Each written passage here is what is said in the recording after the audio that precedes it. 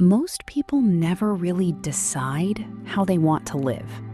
Not in a clear, conscious way. A career path made sense at the time, so they took it. A routine formed around work, errands, and obligations. Evenings got filled, weekends got spoken for. Habits built themselves in the background.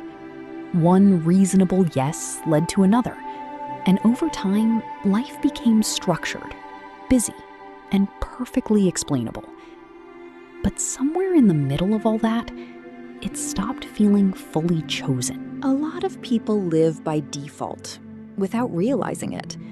Their days are shaped less by deliberate choice and more by momentum, expectation, convenience, and habit.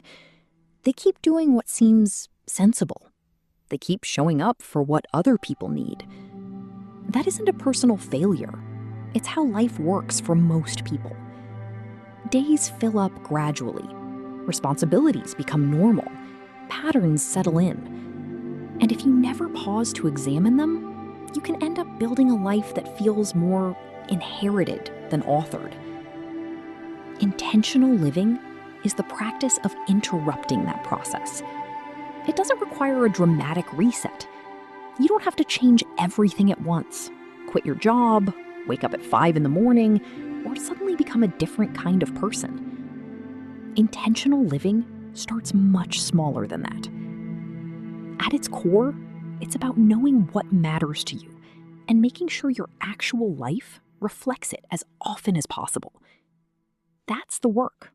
The difficult part is that many people have never seriously asked themselves what matters to them outside of what they've been taught to admire, pursue, or maintain.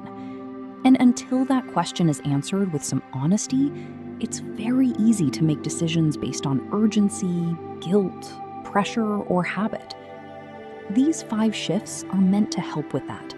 They help you get clear, and then help you build from that clarity in a way that's realistic. Shift 1, the values audit. Before intentional living changes anything on the outside, it asks for honesty on the inside. What do you actually value? Not what sounds impressive, not what you'd like to value in theory, and not what makes the best answer on paper. What genuinely makes a day feel meaningful, grounded, or worth having? Try writing down 3 things. Keep them simple and real. Maybe it's connection. Maybe it's stillness. Maybe it's freedom, creativity, depth, order, time outside, unhurried mornings, focused work, laughter, prayer, reading, or being present with the people you love. The test is this. When that thing is present in your day, do you feel more like yourself? That's usually how real values reveal themselves. They don't just sound good, they feel anchoring. Once you can name those values, they become useful. They stop being abstract preferences and start becoming a filter. They help define what a good day actually means for you. Not for the internet, not for your peers, and not for the version of you that's trying to be impressive. Shift 2, the commitment filter. Every full schedule is made up of individual yeses. Some were easy yeses. Some were reluctant ones. Some were made out of generosity, some out of pressure, and some simply because saying yes felt easier than explaining no. Intentional living asks you to pause before adding something new and ask a more honest question. Does this align with what I said I value? That question matters because not every good opportunity is a good fit. Not every invitation deserves space in your life, and not every request is automatically yours to carry. This applies to the obvious commitments, like projects, events, and obligations. But it also applies to the smaller yeses that quietly shape a week. The phone call you don't have the energy for. The errand you agreed to out of guilt. The extra task you took on because you didn't want to disappoint someone. When you start filtering decisions through alignment instead of reflex, life begins to change in a quiet but noticeable way.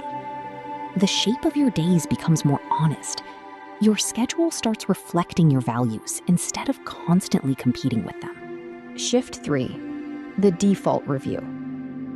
Once a week, look back and ask a simple question. What did I choose this week? And what simply happened to me? That distinction matters. Maybe the walk you took was chosen. The dinner with a friend was chosen. The hour you spent reading instead of scrolling was chosen. But maybe the 90 minutes lost to your phone before bed wasn't. Maybe the meeting that drained you wasn't necessary. Maybe the habit of checking email the moment you wake up has become so automatic that it no longer feels like a decision, even though it still shapes your state of mind. Default living hides inside what feels normal. That's why this review matters. It helps you see where your time and energy are going without assuming that everything in your life was consciously selected. Once a pattern becomes visible, it becomes workable. You can question it, you can reduce it, you can replace it. But first, you have to see it clearly. Shift 4. The subtraction practice. A lot of advice focuses on adding more. Add another habit, add another system, add another routine. Improve yourself in one more category. Intentional living often works in the opposite direction. Instead of asking what else needs to be added, it asks what no longer belongs. What in your life feels outdated, draining, performative, or maintained only out of guilt? What are you carrying simply because you've carried it for a long time? What have you outgrown but never revisited? This week, remove one thing. It might be a commitment that's been taking more than it's giving. It might be a habit that leaves you scattered. It might be an obligation you've kept out of inertia. It might even be something as small as a recurring plan that never actually fits your life anymore. Let one thing go. And when that space opens up, don't rush to justify it by filling it immediately. Empty space has value. Margin has value. A little room in your life is often where intention finally has somewhere to land. Shift 5. The weekly alignment check. At the end of each week, pause and ask, did the way I lived this week reflect what I say matters to me? And if the answer is no, ask one more question. What is one thing I can shift next week? Just one. You don't need a complete reinvention every Sunday night. You don't need a full personal audit or a perfect recovery plan. You need one honest adjustment, one better boundary, one less automatic yes, one small change that moves your life into better alignment with what you already know is true. That's how intentional living compounds over time, not through one huge transformation, but through regular recalibration, through noticing when you're drifting and choosing to return, through building a life in small, repeatable decisions instead of waiting for the perfect moment to start over. And what most people find is that the external life may not change overnight. The same job may still be there, the same home, the same responsibilities, the same Tuesday afternoon. But your relationship to your life begins to change. And that change is because there is real steadiness in knowing your choices belong to you. There's relief in recognizing that your time is being shaped with more honesty, and that your yes means something because it came from clarity, not pressure. Intentional living doesn't promise a perfect life. What it offers is something more solid, a life that feels increasingly aligned, increasingly owned, and increasingly true. A life you can recognize as yours. That's what these 5 shifts are here to support.